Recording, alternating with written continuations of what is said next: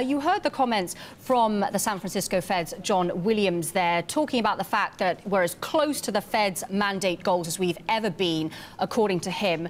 Could we read that as this is the best that we're going to get in terms of inflation for a while, Burkhard? Well, look, inflation seems gone for quite some time, and what's really killed inflation clearly isn't federal monetary policy, but it's the internet. It's the sharing economy, the network economy. It's the uber deflationary companies like Uber, Airbnb, Amazon and the likes who've really transformed most companies in most sectors into price takers rather than price setters. So with very little inflation in sight, John Williams is of course absolutely right. And this year, monetary policy in the US will all be about walking the talk. And that means 2 rate hikes, as they have guided the public to expect, are likely to come forward.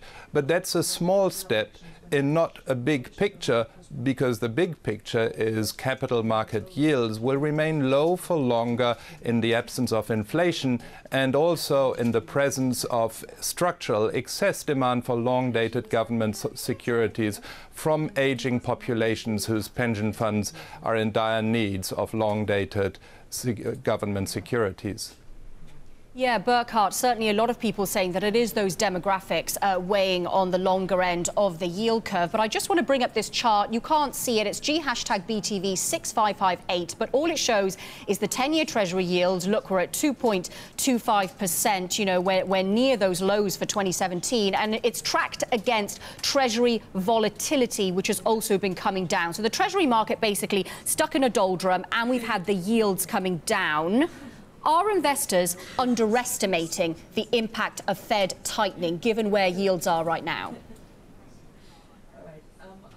Well, one thing that investors might be underestimating is the risk or opportunity, whatever way you want to look at, that US capital market yields may be trading in a very low range for a considerable period of time, that is to say, for a few more years. That's a scenario which investors may not be fully pricing in or be prepared for. And it is actually a serious possibility when you look at the medium-term outlook, despite the central bank rate hikes that we do expect for the remainder of this year, as said by John Williams. Yeah, Burkhard, just very quickly, I've talked to a lot of people about the fact that the Phillips curve just doesn't seem to be quite working. If we do get a sudden uptick in inflation, what could that do to bond markets? I'm sorry, I'm not sure I got the question, but when you talk about the Phillips curve, a concept that we certainly all learned in theory in academia, it brought to my mind a dictum by Ben Bernanke, who was quoted saying that some things work in practice, but they don't work in theory.